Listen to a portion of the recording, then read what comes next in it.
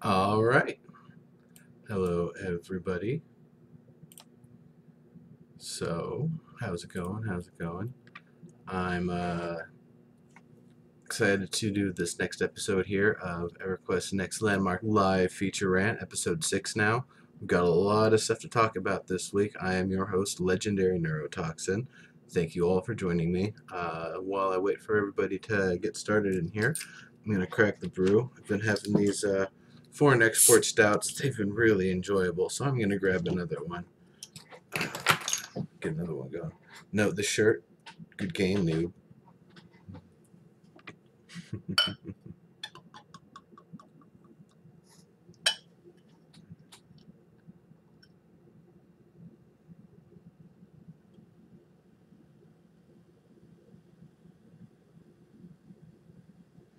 Yes. All right. Man, it's almost starting a half hour late because the live stream went so long. But it is what it is. I'm not going to complain. Um, I am going to bring up my pictures for this week, though. So, here we go. Got the image viewer up. Full screen that. There we go. So, title shot. You've seen this already. Let me take off the Twitch panel here for a moment. So, Castles and Crap Shacks is a new show that I've started, and this is the little diorama thing that I used for the picture for it. It's just this teeny little thing on the edge of my one of my floors, one of my upper floors.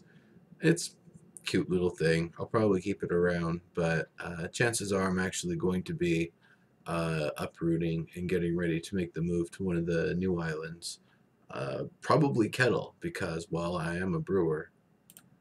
So, Procedural Powerhouses is another show that I've recently started, and that one's on Saturdays.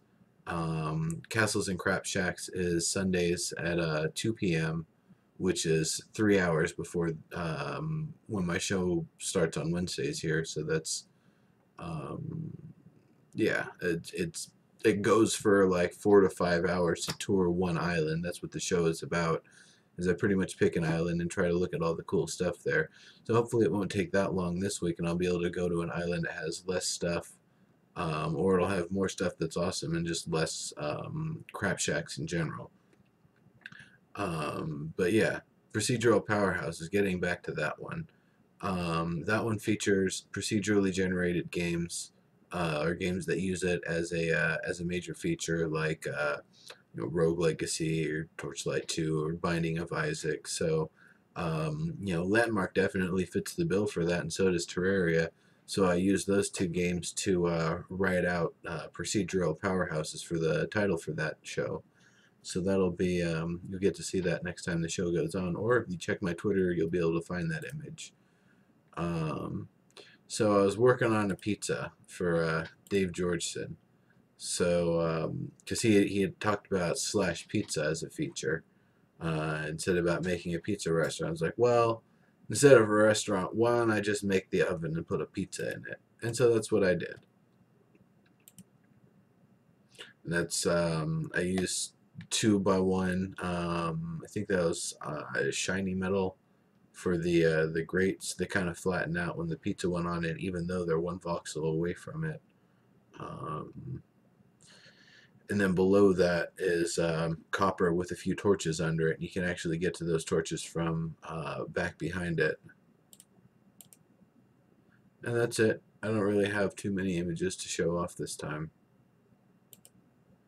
All right. Get the Twitch chat back up here.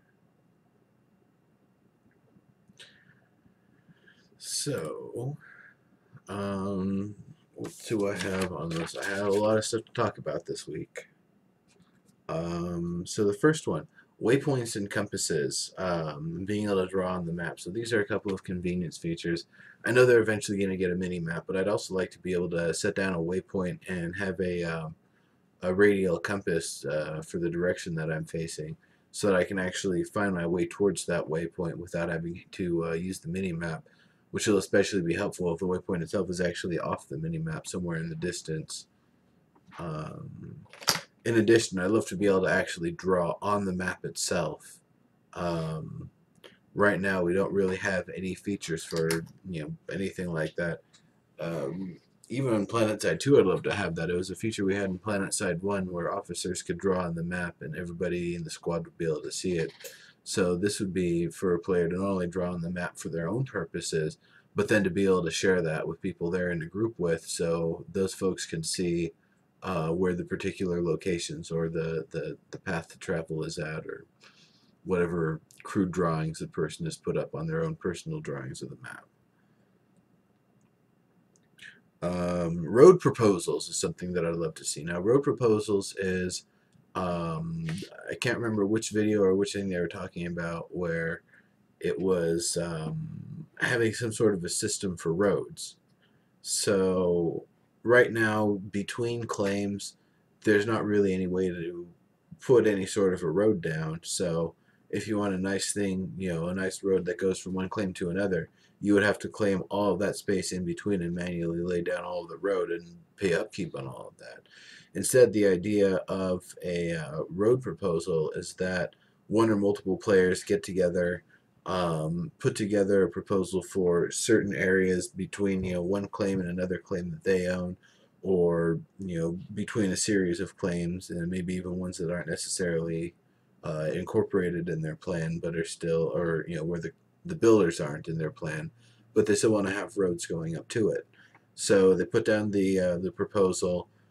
People would get maybe a week or a month or however long to vote on it, and if it gets voted in, the roads can be laid down in those areas.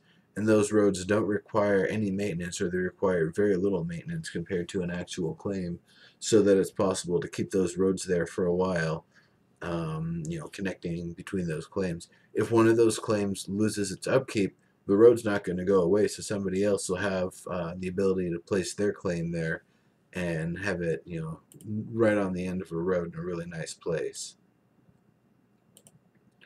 Um,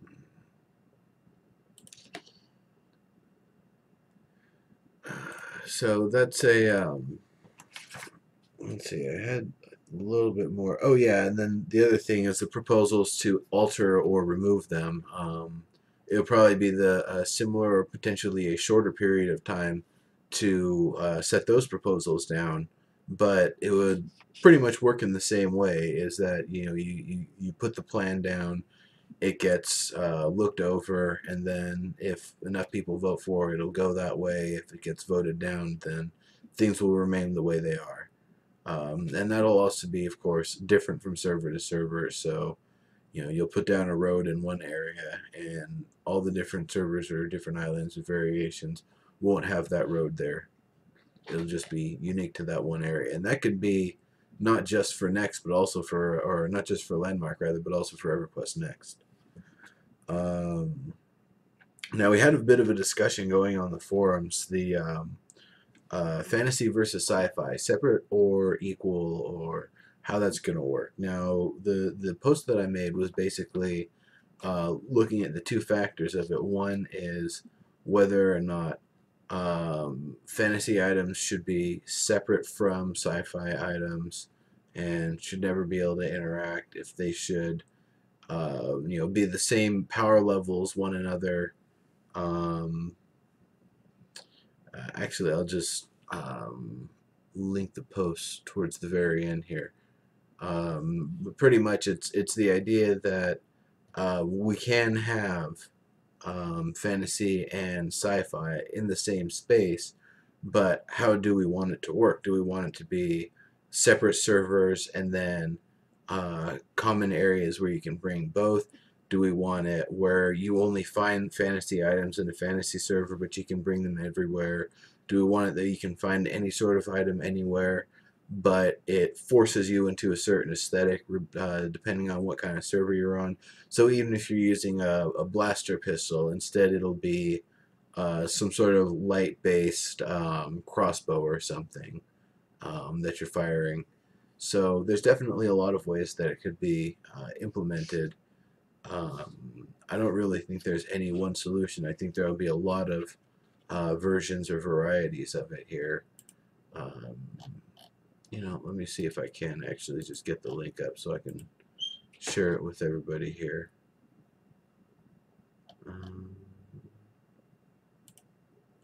Might take me a moment to find it.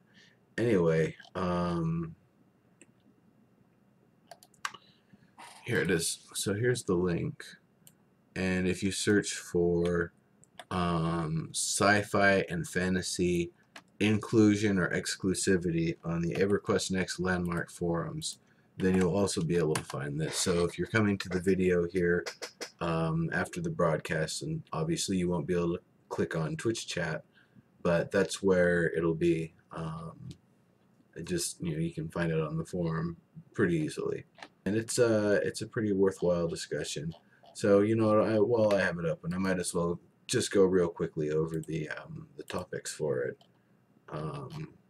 So the first one is separate but equal together, and equal together and uneven, and separate and uneven. So separate but equal is that they're not found in the same place, but they're the same level of strength and materials to make it. Together and equal means that they would be in a common space together, and they would be relative equivalents. It's just whether you want to look sci-fi or whether you want to look fantasy. The third one, separate and uneven, is that one of them is more powerful than the other. Not that they're more powerful in different ways, that one is just more powerful than the other. So I would think of Terraria for that example, where it gets to a point where you can make some nice swords, but I feel like the bow guns end up being the most powerful because you can load those with some really powerful ammo. And I mean, it's not like or either like a bow gun or a machine gun, but something with a really high rate of fire, like some sort of a high-tech kind of item, ends up being a lot more powerful. So it could be something like that. It doesn't necessarily have to, though, and I think a lot of people were kind of opposed to that, so a couple people did seem to like it.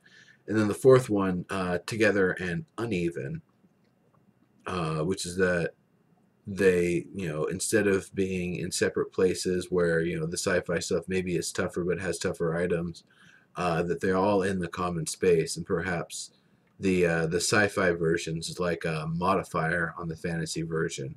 So instead of an iron sword, you would get a I don't know, an iron vibroblade or something.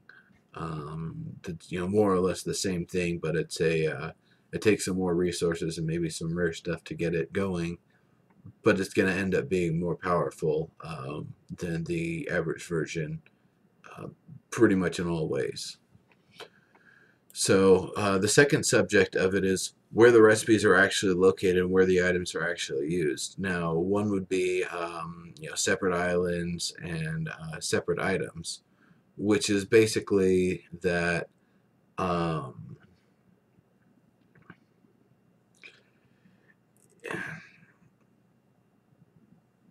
I mean, the way I worded it was that sci-fi servers and fantasy servers have exclusive equipment which can only be found on the server type in which it originates.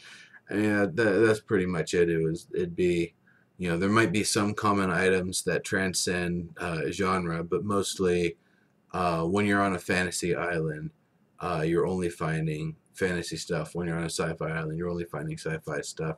And maybe there's no in between. Maybe there's no place that you can find everything. Number two, separated islands and common items, which is that the islands are going to be, they're separate places where you can actually access them, but where you can actually bring them and where you can actually use them is going to be, pretty much anywhere. So they end up being common items regardless of where you actually locate them instead of being genre specific.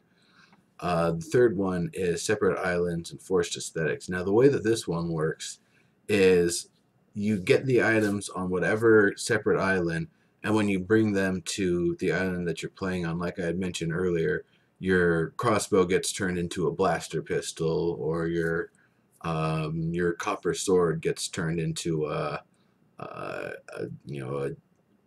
jagged copper pipe or something. That's just like some real chintzy makeshift weapon. Um, so it would make sure that no matter where you're at, your equipment matches the aesthetic, and then how you customize the aesthetic based on that is completely, up to you within the specifications of that genre, or the limitations therein. Um, if anybody's in chat, say something because I haven't heard anything for a little bit here. All right, continuing along. Oh yes, the other two. Common space. There's no separation between where items found or where they can be used.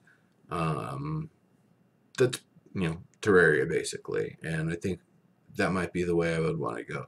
Ibophobia. Hi there. How's it going?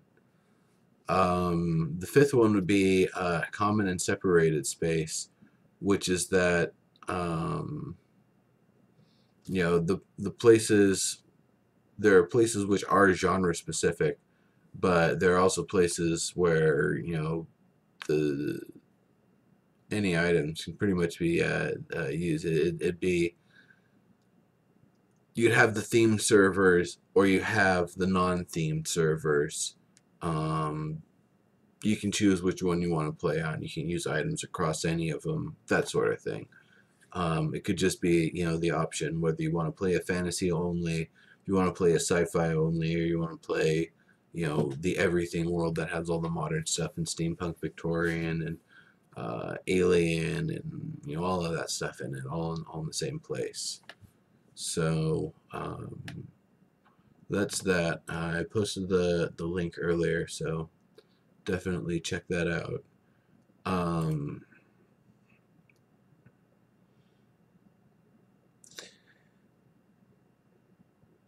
Okay, so this one they actually talked about on the stream, so I probably don't really need to talk about it. It was closed or open versions of the claim and the access features and stuff, and being able to charge people for use of the tools.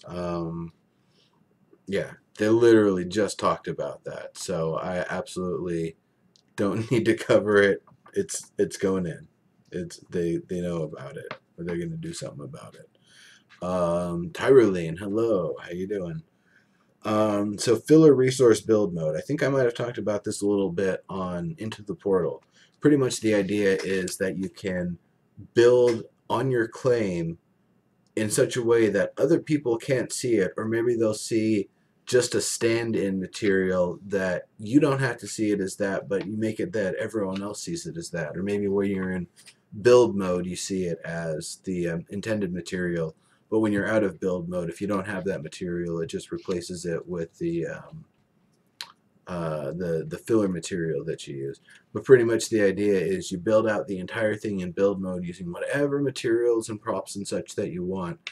And then when you get out of build mode, if you don't have enough of those materials to fill the places, instead of having empty spaces or not being able to place things in those areas, it'll just be a filler material that when you go back into build mode, you can easily tell it to fill that section or fill those sections with the proper material.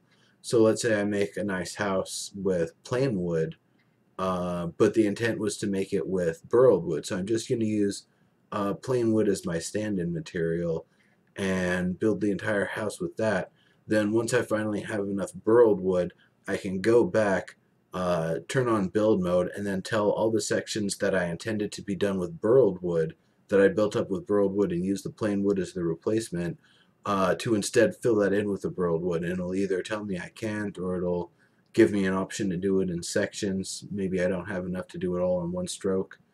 But that would definitely be a really nice way to allow builders to just get to building without having to worry about materials, and especially to help resolve the disappointing problem that happens with a lot of people when you're building, you're on a roll, and then, oh crap, I ran out of materials and I have to go harvest in the world before I can start building again, because that really kills a lot of momentum for a lot of people, and that's really not something they want to do.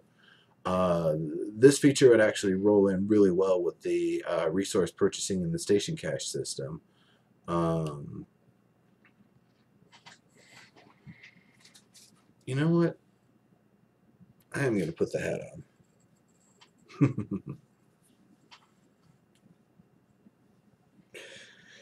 And the way it would work with the station cache system is that the person will build up the claim with all the materials that they want it to have, and then they can purchase basically in one stroke all the materials that they are missing, have it charged in the station cache, and it'll fill it all in for them. So that way they can just build it the one time the way they want it.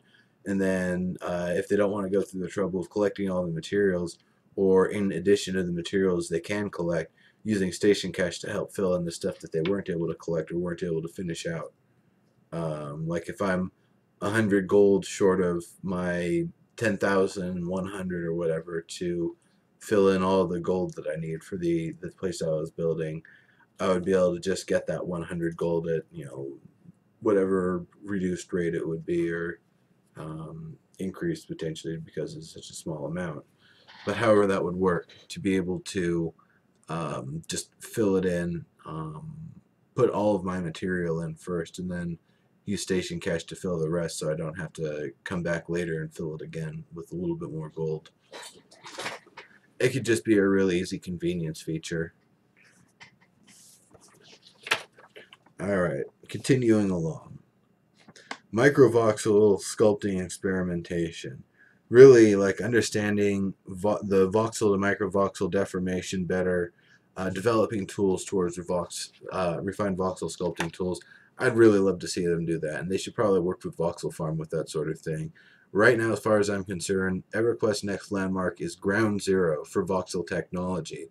All the new innovation is going on right here, right now. So if there's going to be any sort of a voxel sculpting tool that's going to appear, this is probably the project from which it would originate. If not, some other project could probably do it, and it would be really awesome. But I think this would probably be the place where it would be of the most good, because being able to build the stuff, whether it be an external program or something that's actually something that's actually in Landmark itself, the ability to have really, really fine control over the sculpting of voxels would make it so much nicer, and just allow, if somebody is making something that they want to have made into a prop, they would actually be able to give it the quality and detail of a prop made in a 3D modeling program, rather than just getting as close as they can with voxels, and maybe it's a little funky, maybe it isn't. And being able to actually export voxel meshes in such a way that they could be worked with in a 3D modeling tool would also be a really nice feature, because someone might get pretty close with the voxel version and then be able to either themselves or have a friend help them to clean it up and make a really nice 3D model that can be used as an actual prop, and could potentially even fetch a higher price on Player Studio because of the quality of it. So one thing that's come up, and it's come up a lot, especially when I do the Castles in Crap Shack or other tours of EverQuest Next Landmark, the lag. Now, the lag isn't a problem now because there's no danger. Mag, how's it going? Unfortunately, it's not going to be danger-free forever. It's going to get to be, bad if you start dying, and they said death is going to have teeth on it. So lag must never hinder movement. That's pretty much a given thing. Whatever's trying to draw in the world, whatever's trying to work, lag shouldn't stop it. if I somehow run straight through somebody's claim because it didn't draw for me because I'm trying to escape a pack of orcs, I shouldn't have it draw for me. I should just be able to walk right on through because, if I could have it draw reliably for me in the distance, I'd know it was there and be able to go around it. But if not, if I'm just stuttering or whatever, um, the orcs are going to catch up to me. So I'd rather, instead of lag stuttering and not seeing the thing, be able to just keep on running for dear life and not have whatever creatures catch up to me and maul me. And the other part of that is falling off of things. When I'm lagging so much that I'm stuttering, unfortunately, I see that there's a high potential for me to fall, especially on my crazy ass claim. So it's another feature, or another factor rather, where having the lag resolved so gameplay is as smooth as possible regardless of what's going on, can be achieved. Now, I found kind of a workaround. If you're lag stopped in an area, if you're lag stalled and you just keep stuttering, if you can see a tree, you can grapple onto it and get pulled to it. So even if you're doing the stuttery run that you can't move very fast in conventional ways and you can't hook the ground because it's, just going through it, you can just hook tree to tree to tree to tree and keep on going. So if they don't end up resolving the lag stuff, that could at least be a short-term solution until they optimize the game, to deal with those sorts of issues in order to escape when you've got a giant pack of mobs chasing you because you just cut down their favorite tree and they just finally came back and noticed.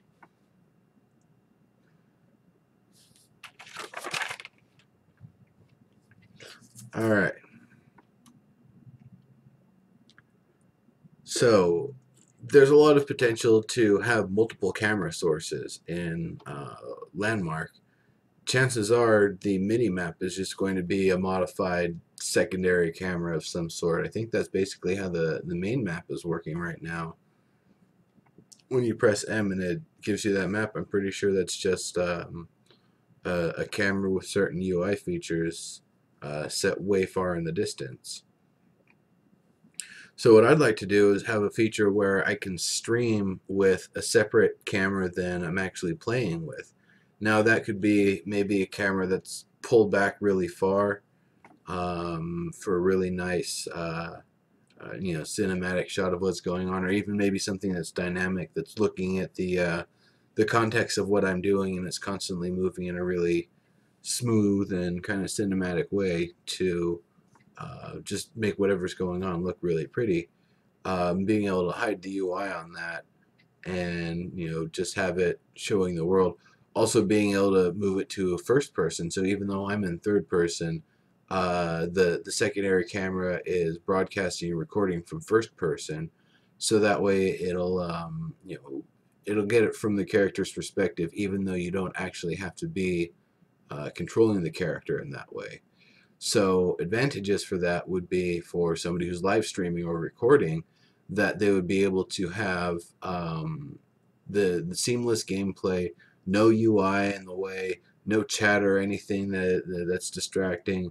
Just be able to record and stream perfect seamless gameplay. Even being able to do it from an angle or perspective that they can't normally use as a player. You wouldn't actually be able to play using the secondary camera. That would be something that's specifically restricted for streaming or camera setups. Or otherwise, maybe it is something you'd be able to do, but it would have to be on a second display device, and you couldn't have it on the first one. Yeah, Mag, that would especially be useful for Machinima. You're right.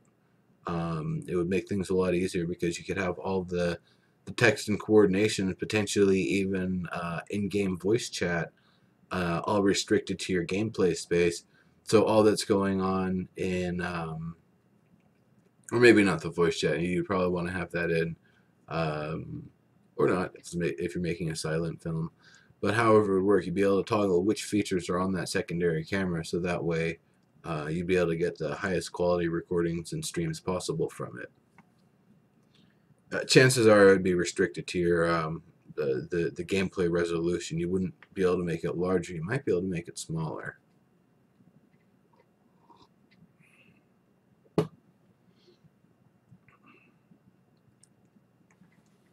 So, luminant voxels. I'd really like to see voxels that put off their own light, some sort of like glowing crystals and such. I've seen things that, they shine really brightly when there's light sources on them, but in pitch darkness, I don't think they actually glow on their own. So that's something I'd love to be able to see.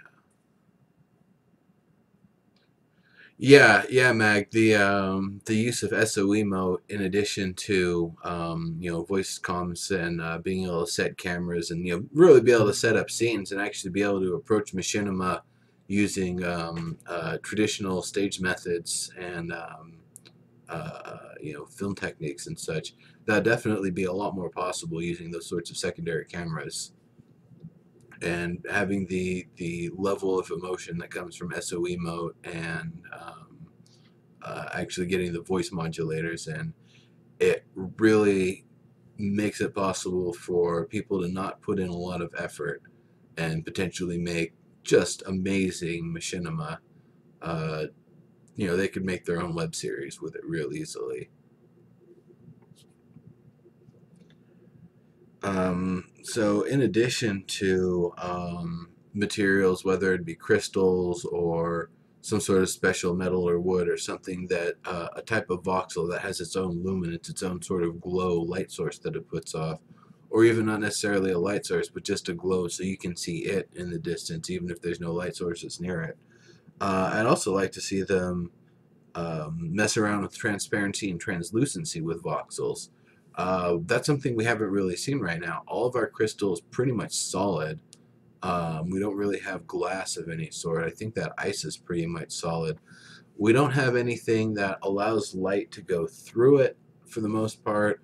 We don't have anything that allows you to actually, gaze through it using it as a lens or as a tinted window or anything like that. None of those sorts of features exist right now.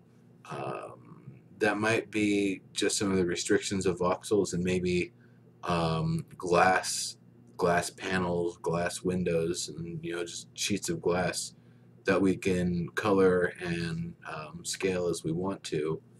Will be something that'll be added as a prop, but I'd really love to see them add voxels that actually have some amount of translucency to them, so that way we can actually add you know crystals that look like they're crystal and that you shine a light through it and it reflects in a really nice way.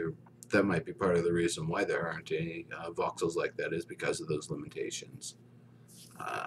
Tough to say. I really don't know. If anybody does, please share any details that you have on the subject. But as far as I know, they just haven't done it because they just haven't done it. I mean, even something like a cat's eye marble sort of thing, where it's like mostly translucent glass, but it's got this thing kind of waving and marbling through it. Could be really nice. Yeah, flickering candles behind stained glass would be awesome. I've seen some really nice stained glass stuff, but it just doesn't get that same effect if it is it's opaque. It's totally opaque. Uh, daytime or nighttime, sure, it's going to have a little bit of color variation, but it's not going to be like the light actually shining through, which would be awesome. So I don't know what's up with that. If it's something that they're thinking about right now, if it's way on the back burner, if it's really easy to do and they just don't want to make it available yet. Who knows? Who knows? So a prop only selection tool is something that I like. Right now, if you've got a prop that's embedded in voxels, it's really hard to select it, or if it's got maybe voxels and props in close proximity to it, it can be really difficult to select a prop. So instead, I'd like to be able to have a tool that allows me to select props even if they're embedded in voxels. And the way it would work is it ignores voxels and only hones in on nearby props. Now this could even come with an extra feature. Maybe it creates like a little X-ray effect nearby. So as I'm zooming it over an area, it's actually revealing kind of in a circle or a cube or something, a sphere or a cube around it, um, where what props are actually there. So that way, if I'm highlighting a prop that's through a bunch of voxels, it'll kind of X-ray through, and I can see all the layers that it's kind of going through to get to that point. In case it's not in the right place, or it's really difficult to locate for whatever reason. So that could be a really nice feature, and I've seen a lot of places where the claim does have voxels covering over props, and when they're embedded like that, like I said, it's really difficult to select them, or sometimes even impossible.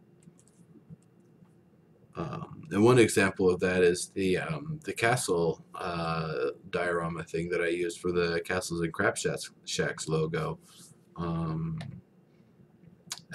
it basically has that same problem as where the torches are at. They're all lined up in the posts. So it's cool right now, but as soon as the servers go down and come back up, all those torches are going to be out. And in order to turn them back on, I'm literally going to have to delete out a voxel or a group of voxels, turn it on, and then place those voxels back in that area, which is a really annoying process.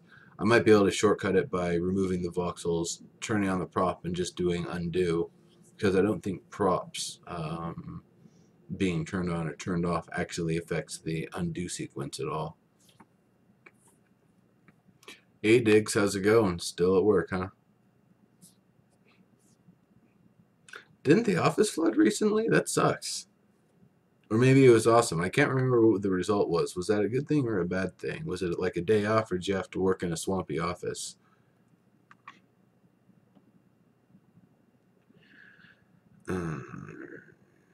Sliding doors and radial closing doors. Kettle. I'm going to go for kettle because I brew. And I might even put a little brewery on it. But mostly what I'm going to do is probably stack my claim 3 high and really make some impressive floating architecture that I've been wanting to make for a little while. Lots of dryers, huh? Gotcha. Um, so yeah, sliding doors, like sliding glass doors, or a door that the movement on it is going to be horizontal, or even something that pushes in to open up a doorway. I'd love to have that sort of thing. Comrest, hello, how are you doing? Yeah, probably Serenity Kettle is going to be the place. I mean, once again, I'm going to try to get it absolutely as close to the work as possible, which means staying up late, or more likely than not, getting up real early and just sitting there the entire morning. And unlike last time, I got to make sure you can't just wait on the loading screen or the character screen rather to go in. If it says the servers are unavailable or they're locked, because it's not going to refresh and say that they're unlocked. You actually have to log out and log back in before it'll refresh the servers. So by the time I finally got in last time, the places that I was gonna get like right close to the hub were already taken. So I had to compromise with the location I got. This time I'm hoping that I won't have to do that. I'll be able to get a much more prime location. And to do so, of course, that means I'm gonna have to just really be on top of it. The moment they say they're up, just keep cycling that login, just jamming that SSD until it finally gives me the opportunity to go in, change to the island that I want, and throw that claim flag down as soon as I freaking can. So yeah, it's getting back to the subject.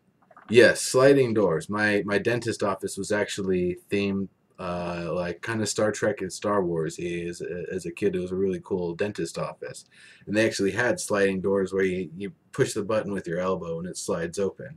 So it's pretty cool like that.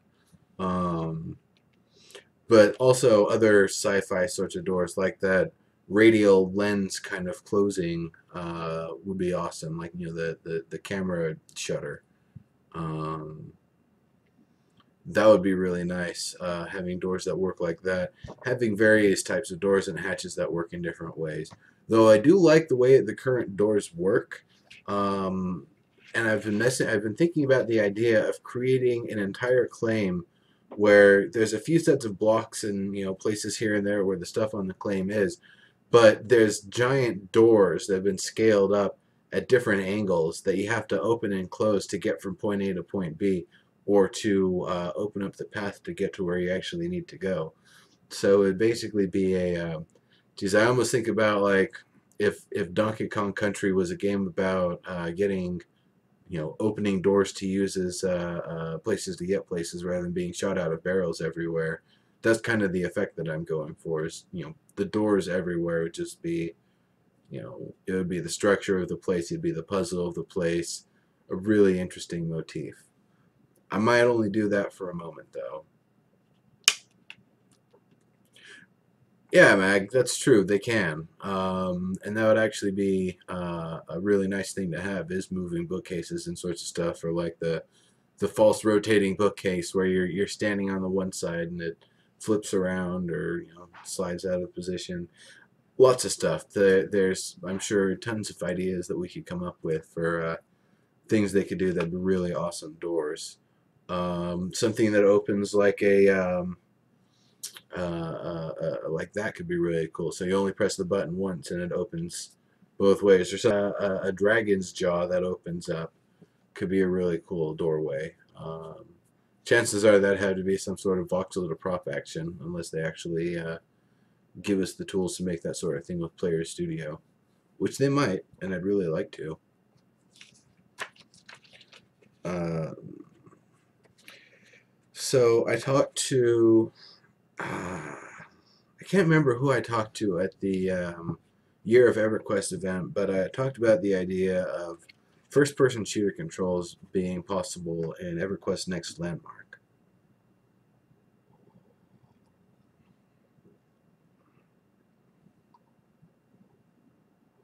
Hmm. Yeah. So right now, the current plan for Landmark is there is no way to play the game as a first-person shooter or restrict other players to play it as a first-person shooter. And I'm fine with that. However, there are some features that they could include that would be simple features that would give us kind of close functionality for that sort of thing.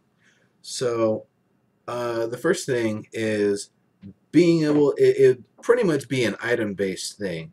Right now, you know, you equip your pickaxe or your pick or axe, respectively, or whatever tool it's going to be, and your left click becomes harvest, you know, that type of resource. You know, right click has its features too. Right click usually ends up being, you know, it's just your you know, mouse around kind of thing. But the idea would be that you can equip certain items where left click and maybe not right click, but maybe another button you can define, get two very specific abilities, both of which are attacks.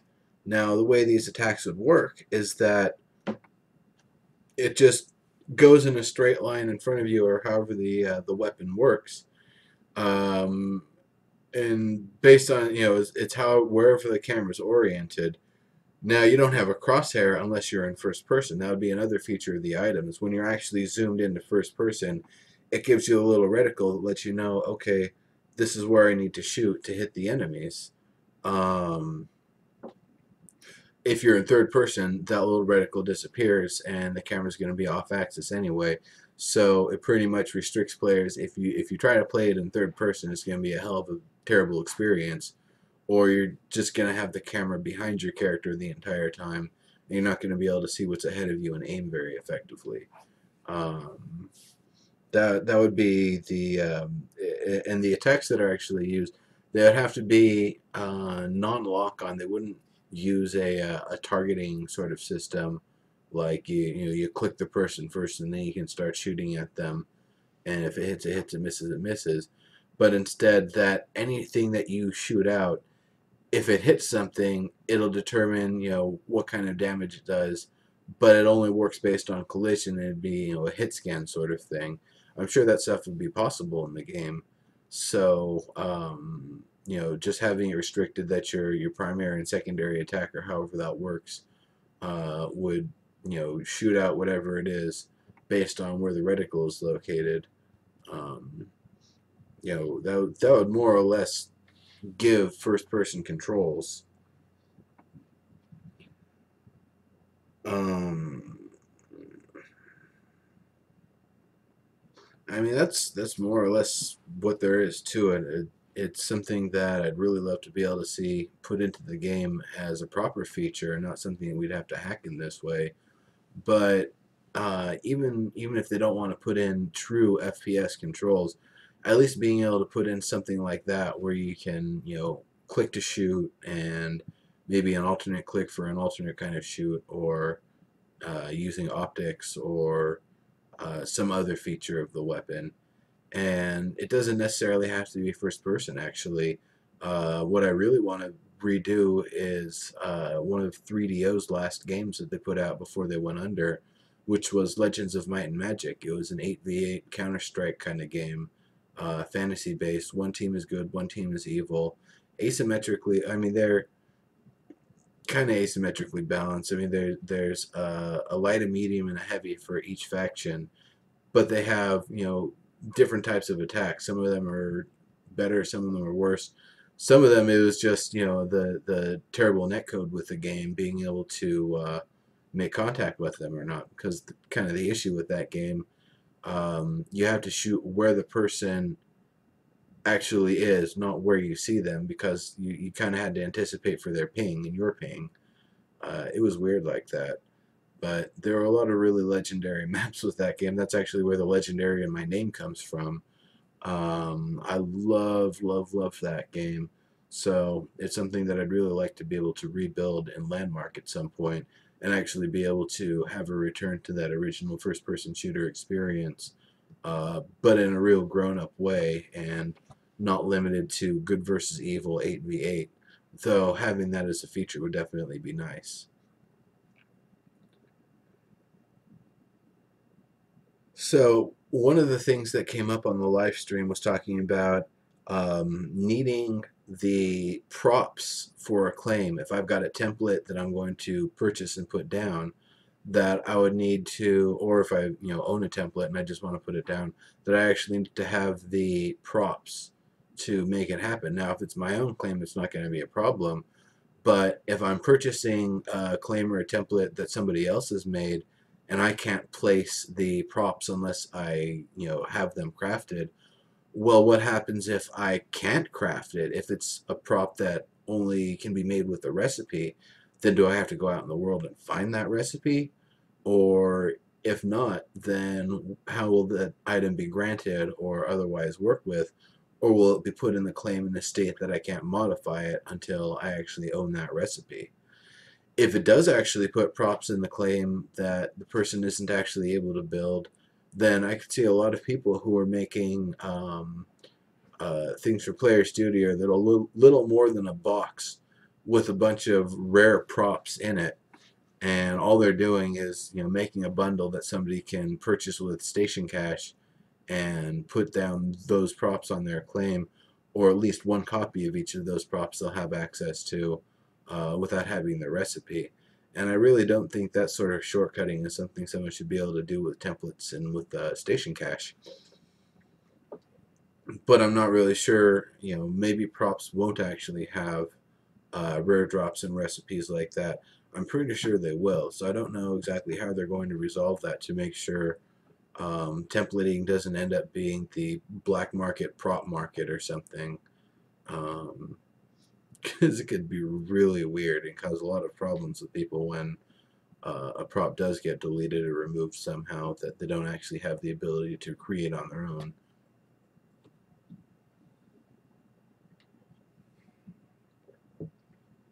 or they place it on somebody else's claim by accident and aren't able to recall it from there, so it's stuck there forever unless the person picks it up and gives it back to them. Non-voxel volumes. I might have talked about this on a previous one. It's still something that's a big deal, and if I didn't talk about it, then good, because it's kind of an important one. So non-voxel volumes would be not props, not voxels, but other things that you would place in the environment. Fog, for example, or you know, some swirling clouds of energy, or places where there's mosquitoes buzzing, or something like that. Something where you're able to fill an area with a certain type of aesthetic effect, and it could possibly have an auditory effect with it as well. Like the bugs would have a buzzing sound. Maybe there's a few different types of buzzing sounds you could use with it, and actually have that as part of a maze on your map. Is that the players need to listen carefully that they stay within the path of bugs. The bugs with the A sound. When they're within the path of the bugs with the B sound, that's indicating that they're starting to get off the path. And when they get in the path with the bugs of the C sound, that starts to deal damage to them or something. So they have to go back to the B path and try to get back to the A path so they can continue. It'd be basically a maze where you don't see the walls, but you have to use sound to kind of find your way through. Yeah, fog would be really good to hide spikes and other traps like that, especially in underground areas, or if you've got a snowy or cold area and you want to create that kind of frosty effect, so that way it kind of increases the danger level there a bit. Yeah, I'd love to see that sort of thing. Things that can cut vision in various different ways are really useful. Being able to have a fire volume where there's just fire in that area, it may or may not do damage, but it would be, we've seen so many places where somebody's got copper or something else down, kind of looking like coals, and then torches underneath it to make it look like it's on fire, is burning and smoldering. Instead, we could just have fire volume in that area. It puts off light. It looks like fire. It looked really gnarly. And there's all sorts of things that could be done with that. There's not really um, any sort of a limit. Yeah, Mag, that's a great idea. Checkpoint prompted events, being able to have things activate when you go to a certain area. That would also have to be done with non-voxel volumes, and that would actually probably require extra scripting and managers. But it'd be lovely to be able to do that sort of thing. Calm. Hope so. Yeah.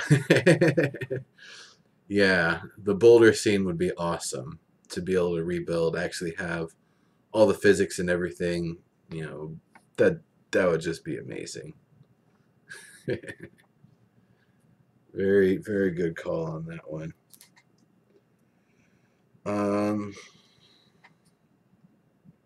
so that's most of the topics I was going to talk about. The one other thing, tree harvesting and use. So they talked about they put up something in the round table about tree harvesting, and it's been the EQN landmark forum. It's probably been the best discussion on it. Not that the EverQuest Next forum hasn't been, but the landmark forum, I feel like it's got a really good discussion going. Now, Voidlust has posted this really neat system about being able to cut down trees by kind of chopping around the base, and then once it's ready, and that does maybe 20 or 30% of the damage, it gives you some of the materials. Once it's ready, you have to use a rope or a grappling hook or something to pull it down. And once you pulled it down, you can either chop it up in the rest of the sections when it's down there, or upon being pulled down, you get the logs and stuff. Versus you would only get the standard wood, the voxel wood from just chopping at it to try to get it ready to pull it down. And I think that'd be a really neat system. There could definitely be ways to enhance that to um, work with the group system, because they created that proposal not understanding that group harvesting was going to be something, and it's going to be something big actually. We really don't know 100% of the details about what group harvesting is going to be, but we can start to speculate and provide suggestions even in the current state of knowledge on the subject. Yeah, I mean, being able to knock the tree over and then do stuff with it, actually have the logs as a prop that you can either convert to voxels and work with that way, or use in crafting into planks.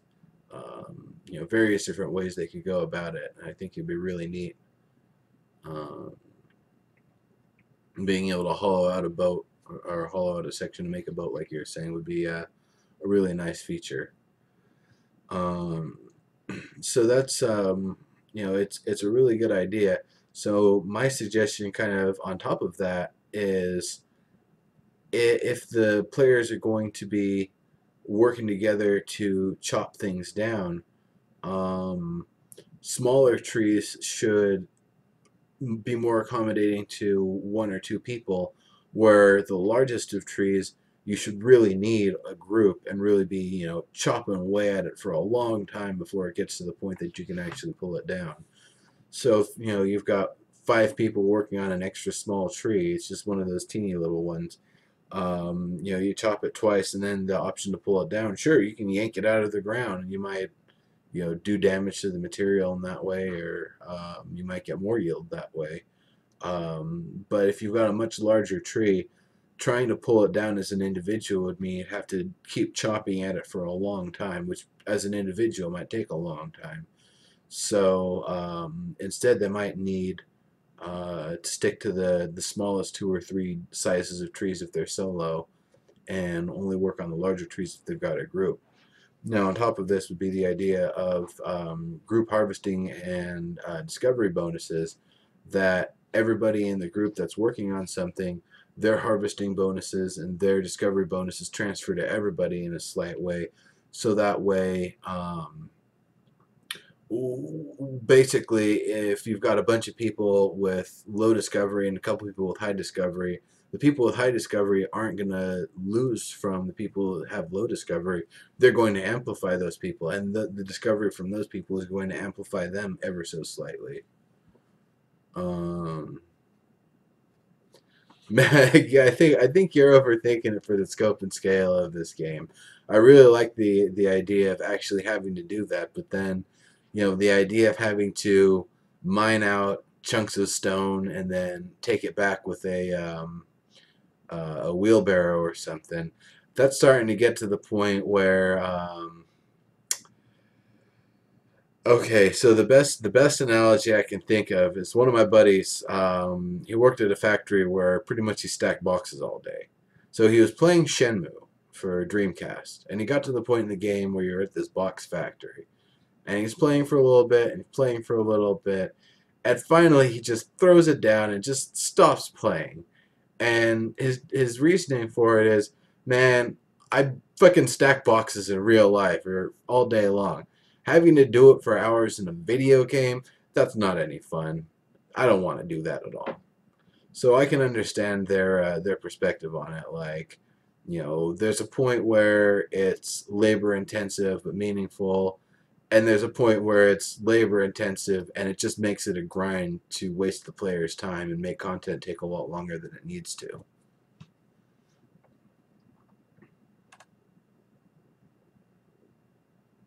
Yeah, actually, in my own responses here, and I'm going to get to that in just a moment here, I talk about that a little bit. So I addressed the poll questions a little bit myself. So they talked about better AI and randomization of rewards, better UI rather, and randomization of rewards. I don't really think rare trees would be a good way to go. I'd rather honestly fight. Um, yeah, seriously, Diggs. I'd rather fight wood, like a tree monster or a wood golem or something, and that would be my rare source of wood, or my ultra rare source of wood. rather than a rare tree that I find out in the middle of somewhere. Because then that's going to start to create that system once again where I find this tree, I'm chopping away, and someone else comes and starts chopping at. Well, suddenly I resent that there's another player in the game. And while I'm not saying there shouldn't be contested content, it should be something more meaningful than finding random trees out in the world.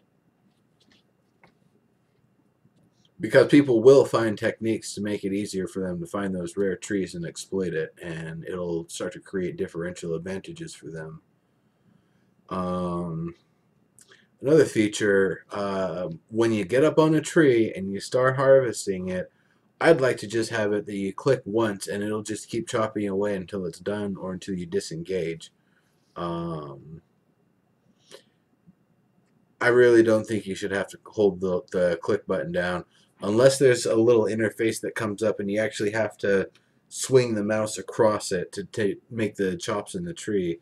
I think that'd be awesome. Um, but there's so many different ways they could do it to make it more fun than it is right now. Just getting close to a tree, holding left click, and making sure you don't move your hand so the mouse doesn't go outside of the harvest area. That's just it's killing people's wrists. I remember Dave Mark was even complaining about developing a twitch in his wrist from all that burled wood harvesting. And it's ha ha funny, but at the same time, no, that's actually creating a real problem.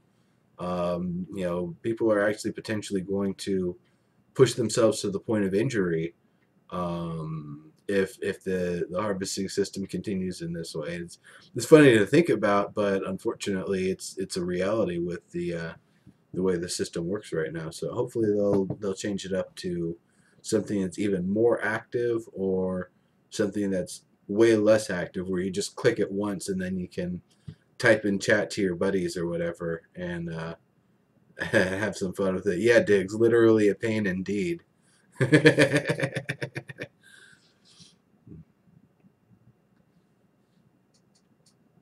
Yeah, I don't mess with those sorts of Windows commands because I don't really, I've had a lot of issues with sticky keys in the past. I know it might not necessarily be sticky keys, but it's something I've had issues with in the past. So chances are I wouldn't go that route. Like I've demonstrated on other episodes, I use a trackball. I just stick the left click button under a bottle here, and that's all the macro I need basically. Holy macro!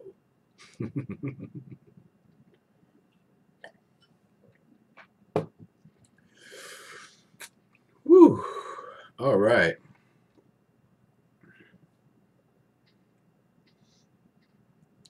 So the next thing to talk about is the harvesting system or the progression with axes and wood. And this is something I've talked about for a while. So, I have a pretty well developed response.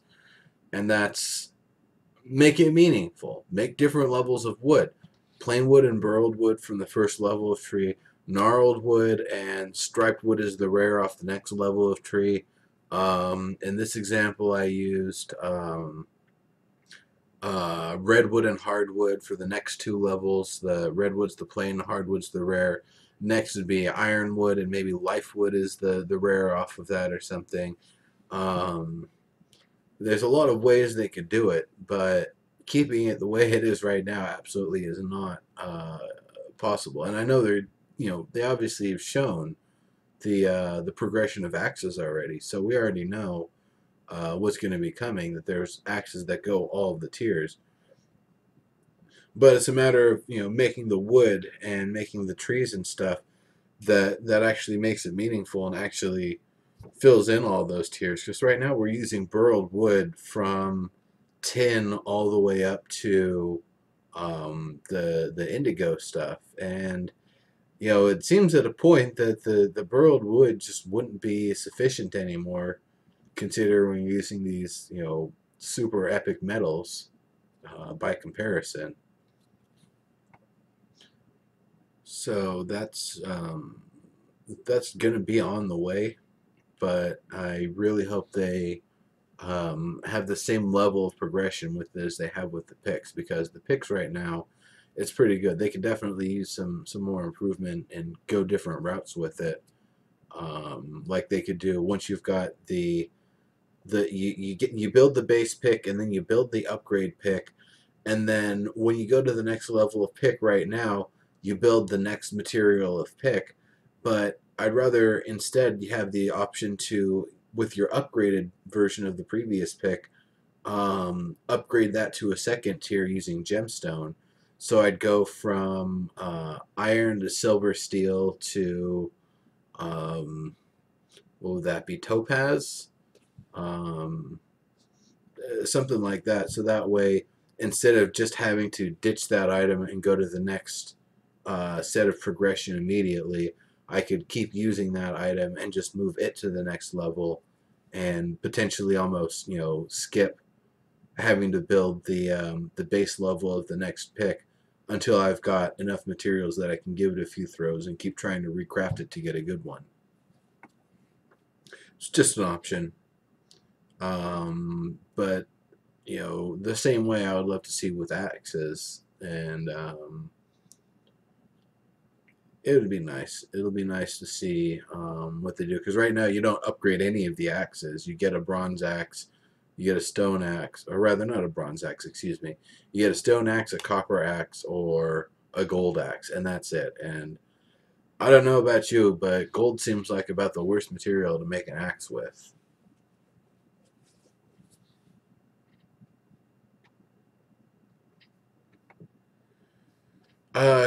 Striped wood. I didn't like it when I did my materials test. It all looked low res, like they hadn't gotten everything set up with it yet. Um, if you want to mess around with some building, let me know. I could probably part with the 3300 I've got spare. But I mean, I might just hold on to that for the next materials test too, because it was kind of a pain to collect. Well, let me tell you the way to collect it. You go to some desert grove that has a whole lot of the striped wood trees, collect all of them, log out, log back in on a different server, and collect all of those, and then log out and keep doing it until you've gone through all 5 servers. Then check back on the first server before you move on, because if you've done it quickly enough, maybe they haven't respawned yet, but if it took long enough or there are enough of them to collect, maybe it's already started repopulating. You'll be able to keep doing that cycle in the same area. And when you do that, it really doesn't take nearly as long. But of course, that's only a short-term thing. By the time beta rolls around, that's obviously not going to be a possibility. And you might be able to go from server to server like that, but I don't think that's going to be the most effective way to collect wood at that point. And they'll probably actually have things worked out that all of the desert trees give you striped wood instead of 2 or 3 of them right now of the 5 or 6, which is really annoying, and I hope they'll work that out soon.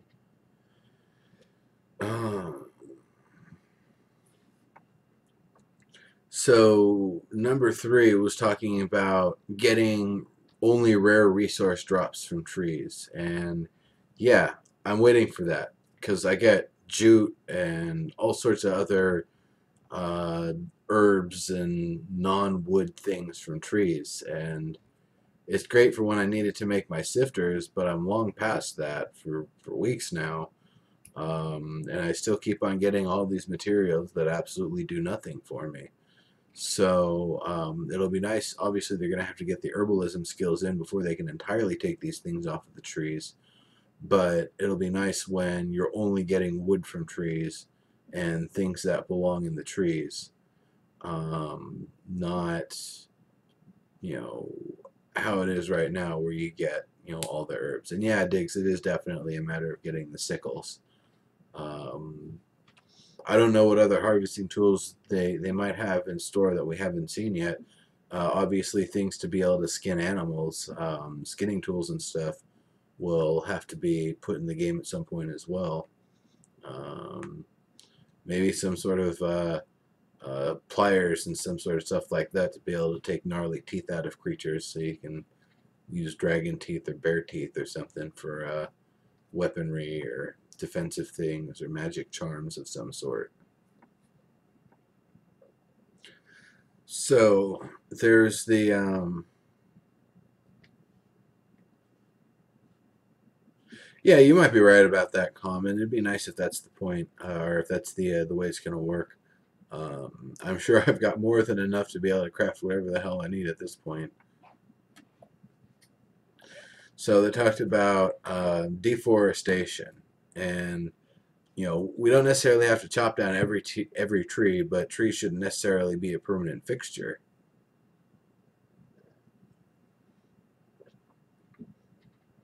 So this is the thing that I was saying about your comment earlier, Com, about um,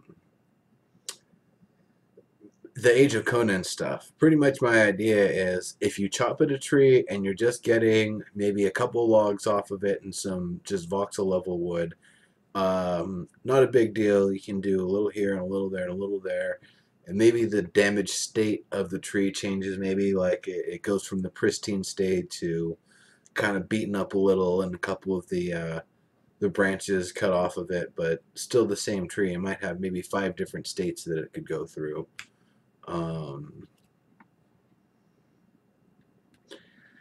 and as you know, once you finally get it down and you've chopped it down, whether or not it leaves a stump behind, what would happen is by felling that tree, it would be a beacon for enemies in the area. Now, since enemies aren't static spawns and they wouldn't just spawn as a scripted event like that, instead, what it would be is any enemies in the nearby area, depending on the level of tree that's been felled, they would have kind of a notification and start kind of going towards that area to investigate. If you're just chopping down the lowest 2 sizes of trees, you know, if there isn't an enemy within eyesight, if there isn't an enemy that's close enough to aggro on you, chances are you're just fine. Once you start getting larger trees, that just start to actually have a significant radius to it that'll actually draw some enemies over. And if you're chopping down a bunch of the largest trees, in succession, get ready to get those axes bloody because they're going to start, all swarming on your area.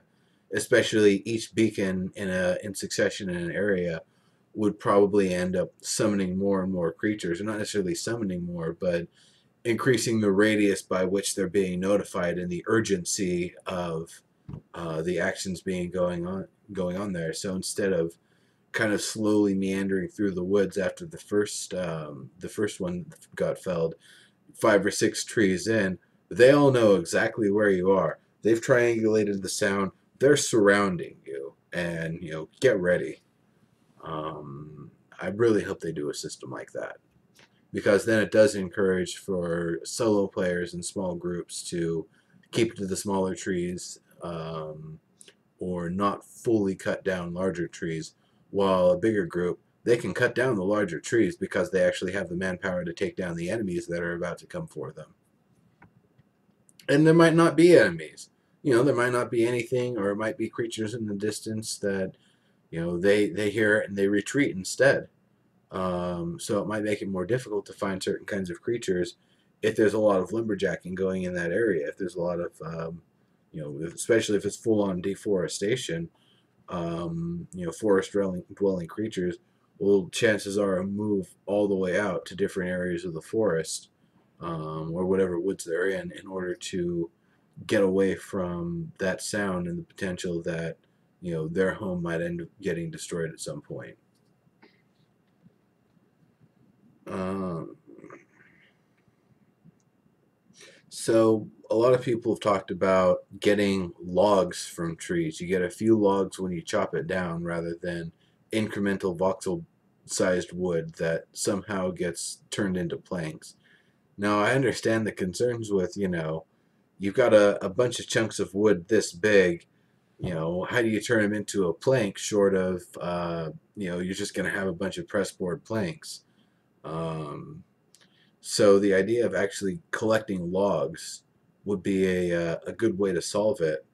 That you'll still get the voxel level wood, but after a certain amount of hits or certain things have been achieved, maybe when it changes from one damaged state to the next and the appearance changes, that logs are distributed to everyone who's harvesting from it.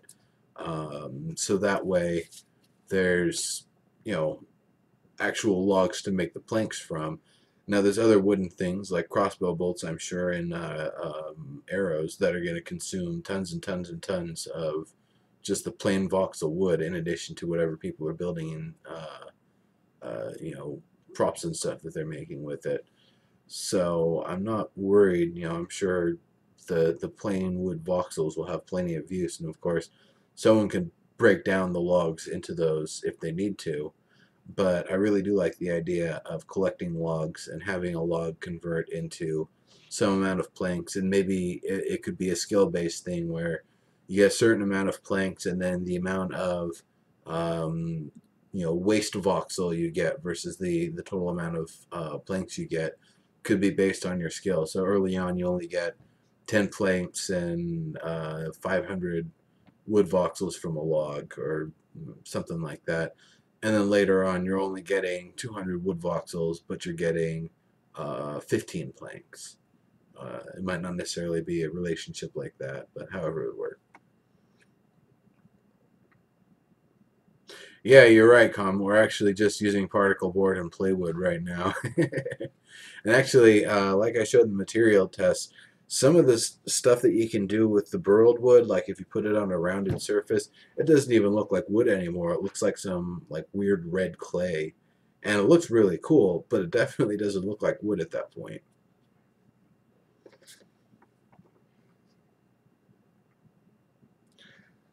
So that that covers the poll questions. And I have a little bit more to say on the subject there in the post. I recommend, though, definitely checking through the official post, the roundtable on tree harvesting and you. It's a good post. It's got a lot of good discussion going already, and this is going to be a really big thing for giving them the input and feedback they need to know how they should progress with the trees and lumber system, rather than just going based on what they've got right now. As great as Terraria is as a prototype for Landmark, that was one of my big beefs with Terraria itself, is that there is only one level of wood. And, you know, extrapolating that to Landmark, of course it makes sense that you've got all the metals in place and only a very scant few types of wood, because that's how Terraria works, and they just don't have it in mind. They just, you know, it isn't a factor as much. Everything you need in Terraria that's made with wood, just run along the surface, chop trees down, and you know, you've got the wood for it. There might be some fancier stuff, but I think that wood plus other material, it's still just using plain wood. Hope the new tundra trees have their own unique wood grain. I really hope so too. It might be one of those things where they put in the next two waves of trees, but because they don't have all the back end stuff finished, they can't actually put them in as the next tiers of materials yet. Um, that could definitely be the case, though, that the tundra trees and the deep jungle trees are going to be higher tier, and we'll eventually see them be higher tier materials and higher tier to harvest from once they've actually got the system worked out. But for right now, they would just be plain and burled. Um, yeah, so that's more or less what I've got on the subject there. Um, it's really exciting. I'm really looking forward to the patch tomorrow. It almost feels like a, you know, like a mini expansion being released for everything that we've done up to this point. It feels like a mini expansion, which is kind of funny to think about, but at the same time, like, I've never been as excited about a patch in an alpha as this. There have entire games I've waited for that I haven't been as excited about. It's just this patch going in. So I'm really happy about it. I'm excited. I'm looking forward to seeing what's going to come along, what kind of new stuff people are going to be able to build, what kind of really awesome claim I'll be able to grab. If it isn't right by the warp gate, by the hub point, I'm probably just going to rope myself way out in the distance and find a peak somewhere really nice. Because this time I'm planning to continue the architecture style that I've kind of been doing, but do it in a different way where it's really stretched out and vertical, and feels a lot more like a tower rather than, I don't even know what to call it. Like, people have been saying my current claim looks like modern art. And yeah, it kind of does, but I kind of need something that's functional too, because I intend for the space to be worthwhile. And eventually, when iron golems and stuff come on the scene and we actually have to defend ourselves, something that's way high up is going to have a lot more defendability, it being more defensible than something that's on the ground that an iron golem's just going to be able to smash through like it's nothing. Things are going to have to actually jump to be able to get at my stuff, to get at my real infrastructure. And if there's flying iron golems, well, bring it on.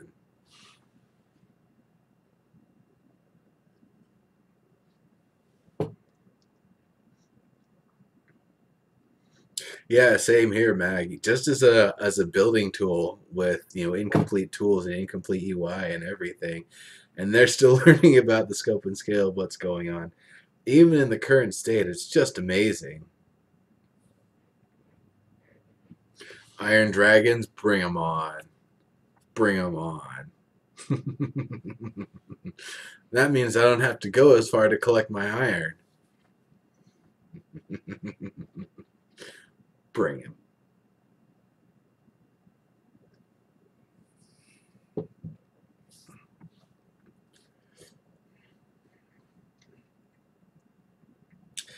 So, we had a late start because Landmark Live went for quite a long time, partially because of the delay that they had. They started early with the stream, but unfortunately, it cut out for about 10 or so minutes in the middle of it. And though even with those 10 minutes, they still went way over the 1 hour, which is fine. It's lovely to have all the extra time. Um, Omid making inappropriate comments off camera and everything. Just the tip. Hey, Topographic, how you doing? That's fine. Do you have anything you wanted to ask or say real quick? Because I was getting ready to wrap it up here, but um, I'm open for any more input, or if anybody has anything else they want to say or ask about, or really anything. I'm open for it for a few minutes. I've got a little bit more brew here. Oh, need.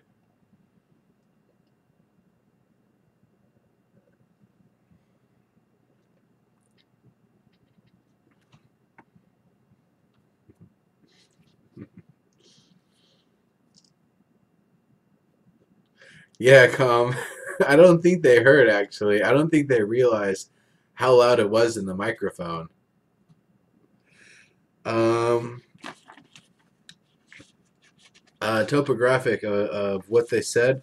Basically, we've got the 12 new islands coming. One of them is called Kettle. It's a tier 2. That's where I'm going to go. There's going to be, the patch is going to be in tomorrow. They're adding a lot more materials. We're going to be able to craft plants and stuff for our claim. We'll actually be able to do, plant props, basically. We can add up to 2 additions to our claim. It's still rooted to the main claim, so you can't pull up the main claim with the 2 additional ones on the sides of it. It's only 2 right now because I just want to test the system. They can very easily open that up to 20 if they wanted to, but they want to make sure it works first before they unleash it like that. We're not going to get another claim flag. We're only going to have the 1 claim flag. We aren't going to get another one for the patch tomorrow. So if you want something on one of the new islands, you will have to uproot. It is what it is. I'd love it if they gave some extra claim flags out, but I'm totally fine with things being the way they are. I like where my claim is right now, but I'm willing to abandon it to pick up and grab a new spot somewhere nice. So that's more or less what they talked about. Before the show started, Troy was on there for a bit, um, showing off the new biomes a bit and talking about it, and that was nice. They talked about the Gamer in Real Life Scholarship. Uh, Claim permissions will be coming next week, not this week. They said they could even potentially get it in this week if they were willing to patch on a Friday. They're not willing to patch on a Friday, so it'll have to wait till next week. And that's totally fine. So, yeah, that's the more or less. Oh, and the Stone Forge is where you can craft the add-on claim flag. So you don't even need anything fancy. You can just do it at the hub if you want to.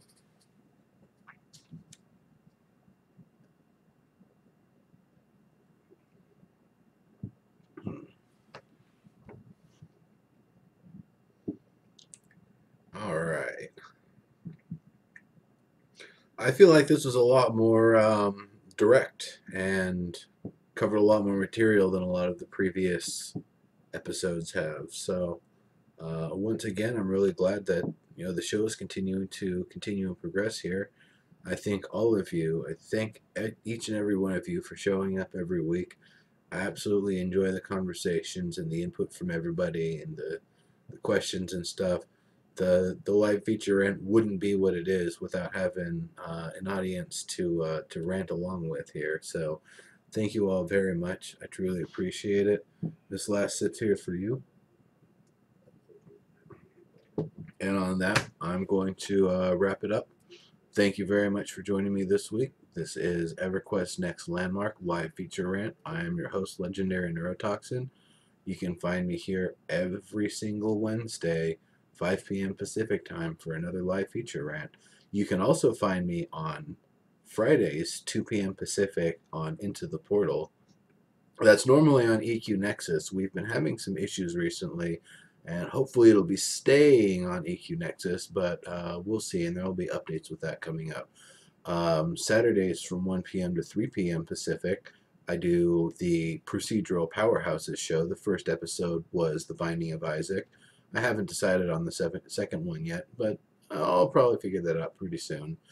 And finally, on Sundays from 2 p.m. to 6 p.m. or until I finish up, I do Landmark Castles and Crap Shacks, where I pick an island, do a full tour of it, and once the tour is complete, people can go back through and just see it all for themselves. They don't have to do the 4.5 hour trek for themselves just to see the cool claims. So that's what's going on. Yeah, we've got a fancy unicorn on ITP this week. It should be pretty nice, and hopefully she'll be able to stay as a permanent seat.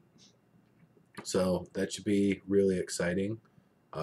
We talked for a while about hopefully getting some female representation on the show. And while we have Meka who does the moderating in the chat room, unfortunately, since she doesn't end up going on the show, we don't really have enough female representation. So this will help balance out the beards a little bit and give a little bit of extra insight from a different perspective. So that should be really nice. So all the different shows that I do, you can find the details here on my Twitch page. Just look down below in those panels. You can find the buttons for them. And of course, on my blog, legendaryneurotoxin.blogspot.com, you can find all of my posts, including episodes of the shows that I've been on, my various broadcasts and such. So, on that note, I'm going to wrap it up. Going to put up the title screen, get the music going, and that'll be it. So, thank you very much, everybody, and I will see you later.